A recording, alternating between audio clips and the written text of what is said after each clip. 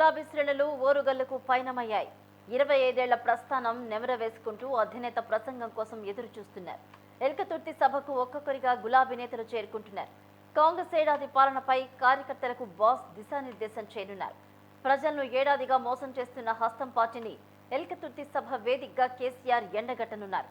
కేసీఆర్ కోసం యావత్ తెలంగాణ వేచి చూస్తోందని అంటున్న ఎమ్మెల్సీ తక్కపల్లి రవీందర్ రావుతో మా ప్రతినిధి పొన్నగంటి స్వామి ఫేస్ టు ఫేస్.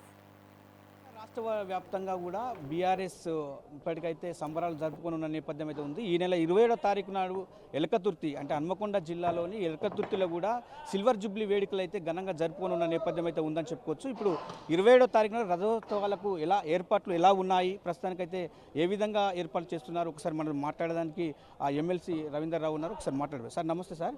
ఇక్కడ రేపు అంగరంగ వైభవంగా రేపు రథోత్సవాలు జరుపుకోనున్న నేపథ్యంలో ఏర్పాట్లు ఎలా ఉన్నాయి సార్? ఏర్పాట్లు బ్రహ్మాండంగా ఉన్నాయి.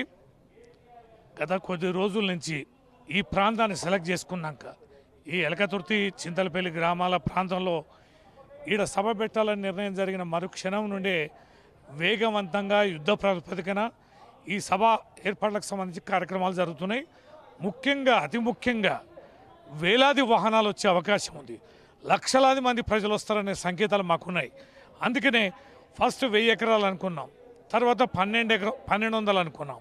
ఇప్పుడు 1500 ఎకరాలకు సంబంధించి పూర్తి స్థాయిలో రైతుల యొక్క అంగీకారం మేరకి మేము స్వాధీనపరచుకొని మొత్తం కూడా చదును చేయడం జరిగింది. విపరీతంగా విస్తృతంగా పార్కింగ్ స్థలాలు ఏర్పాటు చేసాం. అప్రోచ్ రోడ్లు కూడా వేయడం జరిగింది. సభాస్థలికి సంబంధించి ఇప్పుడు ఈ వేదిక నిర్మాణం కూడా పూర్తిగా వస్తుంది. బార్కేడింగ్ కూడా జరుగుతున్నది. 10 లక్షలు కాదు 20 లక్షల మంది వచ్చినా వారికి సంబంధించిన అన్ని వాహనాలకు సంబంధించి పార్కింగ్ స్థలాలు పూర్తి స్థాయిలో సిద్ధంగా ఉన్నాయి. ఈ సిద్దిపేట వైపు నుంచి వచ్చే వాహనాలు కానీ, కరీంనగర్ నుంచి వచ్చే వాహనాలు కానీ, వరంగల్ నుంచి వచ్చే వాహనాలు కానీ, జనగాం గన్పూర్ నుంచి వచ్చే వాహనాలకు కానీ పూర్తి స్థాయిలో పార్కింగ్ స్థలాలు అందుబాటులో ఉన్నాయి. సభాస్థలిలో కూడా కుర్చీలు వేయడం కానీ, లేదా మజ్జిగ కానీ, మంచినీళ్ళు కానీ, లైటింగ్ సౌకర్యం కానీ అన్నీ కూడా పూర్తి స్థాయిలో ఏర్పాటు చేశాం. ఎంత ఎండ ఉన్నా కూడా మండు టెండర్లో కూడా ఈ కార్యక్రమాలన్నీ కూడా కేసీఆర్ గారు సూచన మేరకి నిరంతరం వారి పర్యవేక్షణలో బ్రహ్మాండంగా కార్యక్రమాలు జరుగుతున్నాయి. ఏ రకమైన ఇబ్బందులు లేవు. ప్రజలకి, కార్యకర్తలకి, నాయకులకు కూడా మేము ఒకటే విజ్ఞప్తి చేస్తున్నాం. ఈ సభాస్థలికి సకాలంలో రావాలి. ఒకే మారు అదే 5 గంటల ప్రాంతాల్లో ఇక్కడికి వచ్చినట్లయితే ట్రాఫిక్ జామ్ అవుద్ది. ఇవాళ రాష్ట్ర వ్యాప్తంగా కూడా ఒకసారి పరిశీలిస్తే ఎట్టి పరిస్థితుల్లో నేను ఈ సభకు చేరుకోవాలి, రజతోత్సవ వేడుకల్లో భాగస్వామ్యం కావాలని ప్రతి కార్యకర్తకి ఉంది. కానీ మీరు సకాలంలో చేరితేనే మీ కోరిక నెరవేరుతుంది. కనుక 2, 3, 4 గంటల లోపే ఈ సభాస్థలికి చేరుకొని మంచిగా ఒక ఆర్డర్లో పార్కింగ్ స్థలాల్లో మీ వాహనాలను పార్కింగ్ చేసుకొని సభాస్థలిలో కూర్చోవాల్సిందిగా మీకు విజ్ఞప్తి చేస్తున్నాం. బ్రహ్మాండంగా జరుగుతున్న ఈ సభాస్థలి కార్యక్రమాలు చూస్తే వేలాదిగా ప్రతిరోజు వచ్చి ఈ కార్యక్రమాలు చూసి వారి గ్రామాలలో ఈ ఏర్పాట్ల గురించి చర్చించుకుంటున్నట్టుగా మాకు సమాచారం ఉంది. ఓకే, ఇప్పుడు పబ్లిక్ ఎలా టాక్ అంటే ఇప్పుడు పబ్లిక్లలో ఎలా పోతున్నారు? బీఆర్ఎస్ కదిలించడానికి ఇప్పటికే క్యాంపెయిన్ ఏ విధంగా చేయబోతున్నారు? వాస్తవంగా చాలా స్వచ్ఛందంగా ప్రజలు వస్తున్నారు. అయినా కూడా వారు రావడానికి వాహనాలు ఉండాలి కదా. అందుకనే దూర ప్రాంతాన్ని ఓ రకంగా, దగ్గర ప్రాంతాన్ని ఓ రకంగా, దగ్గర ప్రాంతంలో వాళ్ళు ట్రాక్టర్లలో వస్తున్నారు, ఆటోలలో వస్తున్నారు, సైకిల్ మోటార్ల మీద వస్తున్నారు. అందుబాటులో ఉన్న ప్రతి వాహనాల్లో నుంచి వస్తున్నారు. కరీంనగర్ నుంచి 2 లక్షల మంది ఉమ్మడి జిల్లా నుంచి, వరంగల్ ఉమ్మడి జిల్లా నుంచి 2 లక్షల మంది, 1,00,000 మంది ఉమ్మడి నల్గొండ జిల్లా నుంచి, దాదాపుగా 1,50,000 పైన మెదక్ జిల్లా నుంచి, ఇలా ప్రతి జిల్లాల నుంచి కూడా వారి వారి నియోజకవర్గాల్లో అనేక రకాలుగా మండల, గ్రామ స్థాయిలో సమావేశాలు పెట్టుకొని అందుబాటులో ఉన్న వాహనాలని అంచనా వేసుకొని ఎంతమంది వస్తారు ఏదనేది కూడా అదంతా కూడా పూర్తి స్థాయిలో వారు ఎక్సర్సైజ్ చేస్తున్నారు.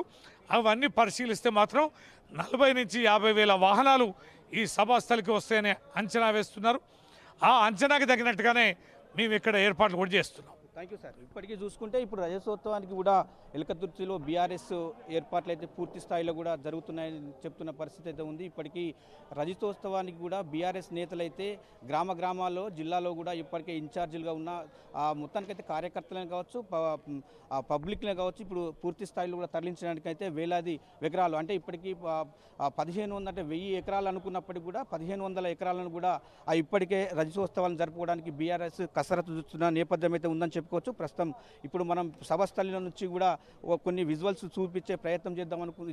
ఇప్పుడు ప్రస్తుతం ఇక్కడ బీఆర్ఎస్ నేతలు అయితే కీలకంగా వ్యవహరిస్తున్న శైలిని చూస్తే మాత్రం ఇప్పటికీ రేపైతే కేటీఆర్ రానున్న నేపథ్యం అయితే ఉంది. కేటీఆర్ రాకతో కూడా సభస్థలి అంటే ఇక్కడ నుంచి ఇప్పుడు ప్రస్తుతానికైతే 400 అంటే ఎకరాల్లో కూడా ఇప్పటికీ సభస్థలి ప్రాంగణం అయితే ఉంటుందని చెప్పుకోవచ్చు. ఇటు పక్క చూస్తే 280 మీటర్లతోని కూడా ఇటు పక్క పొడవు వెడల్పుతోని కూడా కేసీఆర్ 4 వైపులా చూసే విధంగా కూడా పబ్లిక్ చూసే విధంగా కూడా మొత్తానికైతే బార్ గేట్లు ఏర్పాటు చేశారు. ఇటు పక్క హైవే రూటు అంటే ఇటు కరీంనగర్ ఇటు పక్క సిద్దిపేట వరంగల్ ఉమ్మడి వరంగల్ జిల్లా వ్యాప్తంగా కూడా ఇక్కడి నుంచి పబ్లిక్ అంటే ఇక్కడ పార్కింగ్ కావచ్చు ఇటు పక్క పబ్లిక్ కావచ్చు ఇటు చూడడానికి కూడా కేసీఆర్ 4 వైపులా చూడడానికి ఎలాంటి ఇబ్బందులు లేకుండా కూడా ప్రజలను అయితే చూడడానికి కూడా ఎలాంటి ర్యాంప్ వేసిండ్రు పబ్లిక్తో టాక్ చేయడానికి కేసీఆర్ ముఖాముఖి మాట్లాడడానికి కూడా పబ్లిక్ 4 వైపుల నుంచి అంటే ఇటు కరీంనగర్ కావచ్చు ఇటు సైడ్ సిద్దిపేట కావచ్చు ఇటు ఉమ్మడి వరంగల్ జిల్లా వ్యాప్తంగా కూడా పబ్లిక్తో మాట్లాడడానికి బీఆర్ఎస్ అధినేత మాజీ ముఖ్యమంత్రి కల్వకుంట్ల చంద్రశేఖరరావు గారితో ముఖాముఖి పబ్లిక్ మాట్లాడడానికి కూడా ఇటు 4 వైపులా కూడా ర్యాంపులు వేసిన పరిస్థితి అయితే స్టేజీ ప్రాంగణం ముంగట కనపడుతుందని చెప్పుకోవచ్చు. ప్రస్తుతం ఇక్కడ 1500 ఎకరాలతోని కూడా ఈ ప్రాంగణం ఉంటుంది. ఇప్పటికీ 1000 ఎకరాలు వేసుకున్నప్పటికీ కూడా సరిపోకుండా కూడా 1500 ఎకరాలతోని కూడా ఇప్పటికీ మొత్తం అయితే బీఆర్ఎస్ నేతలైతే అంటే ప్రజలకే కావచ్చు ఇటు బీఆర్ఎస్ కార్యకర్తలకు కూడా ఎలాంటి అవాంఛనీయ సంఘటనలు జరగకుండా కూడా ఇప్పటికీ 4 వైపులా నేషనల్ హైవే అంటే జాతీయ రహదారుల పక్కన కూడా వైద్య శిబిరాన్ని కూడా ఏర్పాటు చేసిన పరిస్థితి అయితే ఉంది. ఎందుకంటే అక్కడ 4 అంబులెన్సులు ఇటు పక్క కరీంనగర్కు ఒక అంబులెన్స్ ఇటు పక్క సిద్దిపేటకు ఒక అంబులెన్స్ కూడా ఇటు వరంగల్కు ఒక అంబులెన్స్ కూడా ఏర్పాటు చేసి కూడా ప్రస్తుతానికైతే పూర్తి స్థాయిలో కూడా ఎలాంటి అవాంఛనీయ సంఘటనలు జరగకుండా భారీ బందోబస్తు నడుమ కూడా బీఆర్ఎస్ సిల్వర్ జూబ్లీ మహోత్సవం జరుపుకోబోతున్న నేపథ్యం అయితే కనపడుతుంది. ఇది మొత్తానికి ఓవరాల్గా చూసుకుంటే పూర్తి స్థాయిలో కూడా కేసీఆర్ మీటింగ్ భారీ బహిరంగ సభకు అన్ని ఏర్పాట్లు రంగం సిద్ధమైనట్లు కూడా తెలుస్తూ ఉంది. కెమెరా పర్సన్ బాలుతో స్వామి న్యూస్ 360 వరంగల్.